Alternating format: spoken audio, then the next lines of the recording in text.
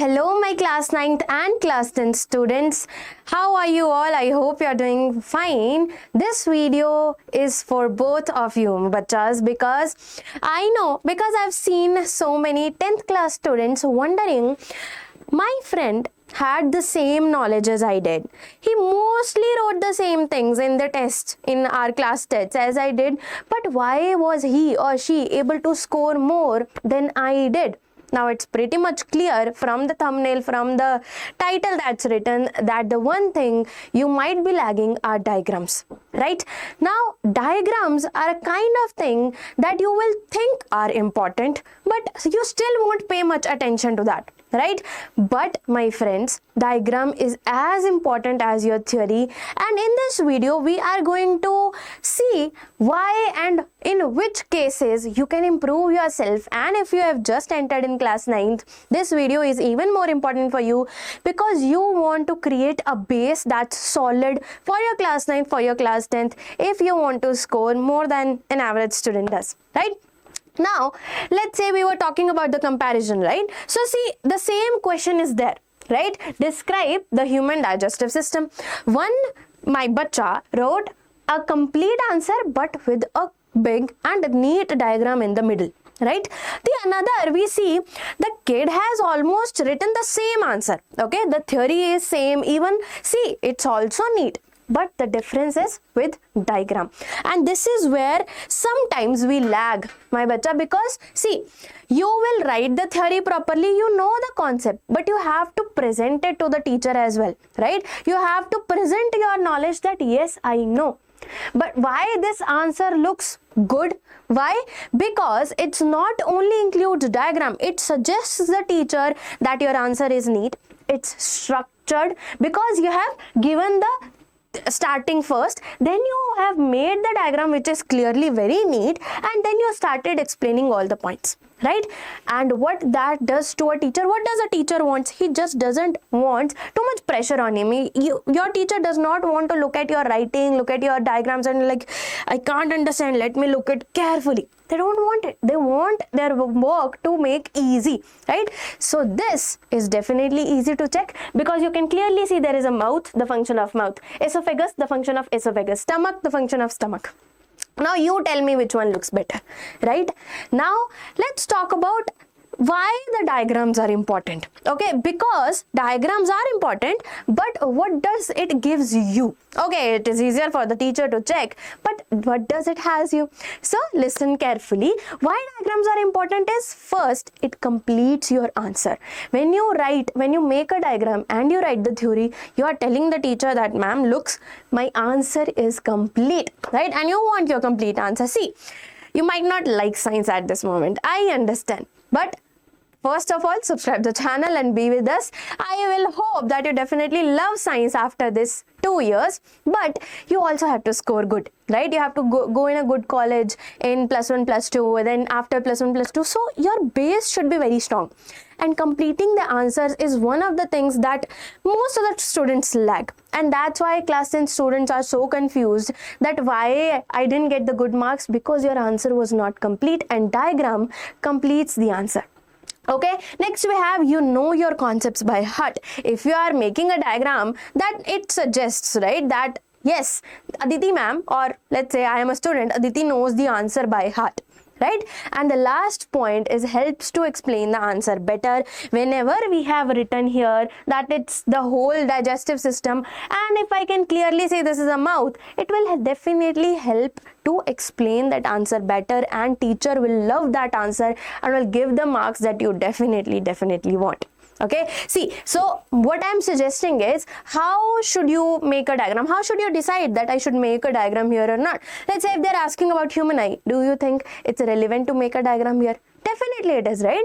The structure of a flower, obviously if they're asking the structure of a flower, you have to draw the structure of flower, right? Then they're asking about digestive system, of course. The circuit diagram makes sense. Diagram, they have asked.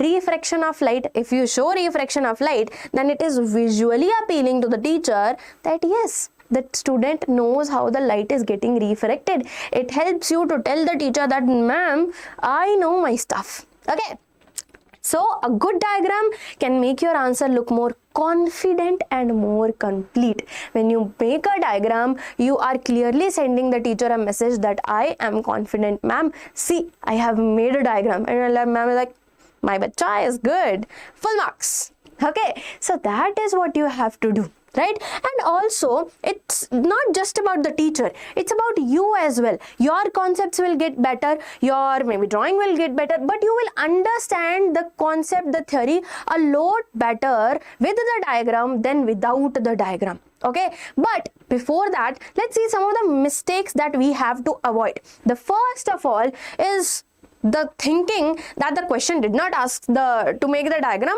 then I will not make the diagram, right?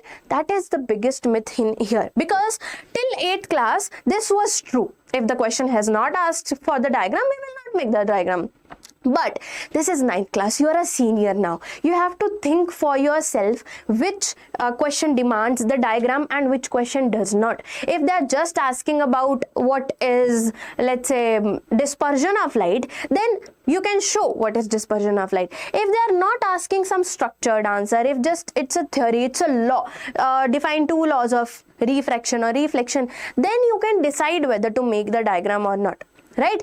But see, in here, again, this is a question, describe the internal structure of a leaf with the help of a labeled diagram. So they have clearly asked you to make the diagram. Describe the internal structure of a leaf, and this kid has not made the diagram. You tell me, should you make the diagram in this without asking for the diagram or not? Think like a 9th class or 10th class bacha. Okay, you are not a junior now, you are not a senior, right?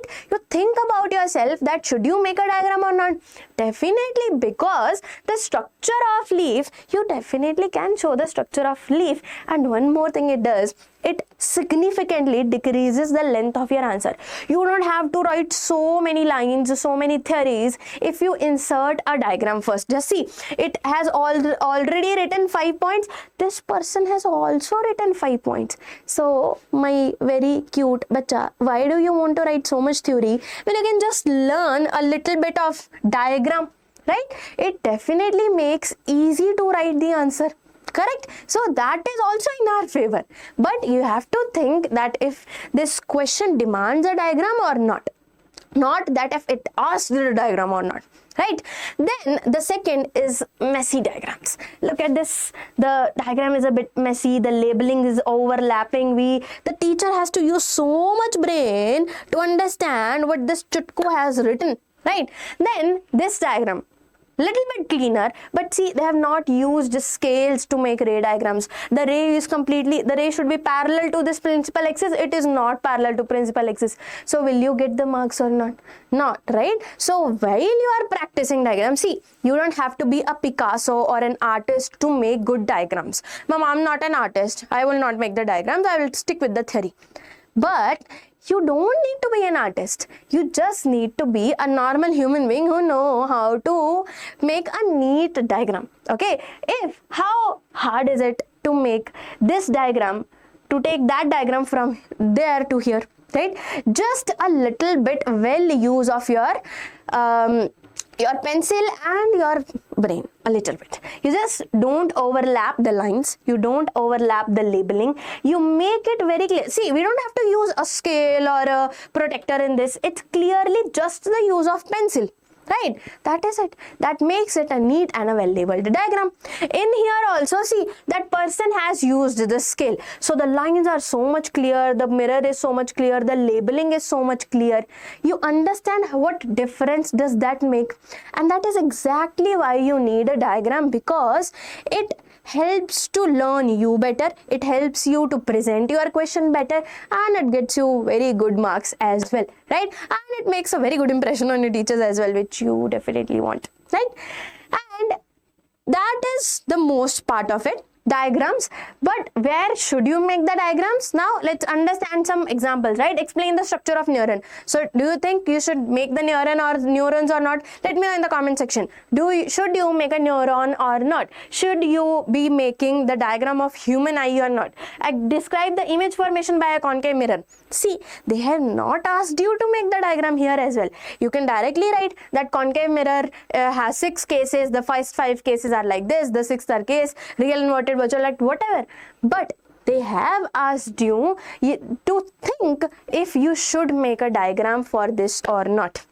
Right, that is on you. I will leave that to you to write in the comment section, should you make a diagram of these questions or not, and I want the answers of all of you, right?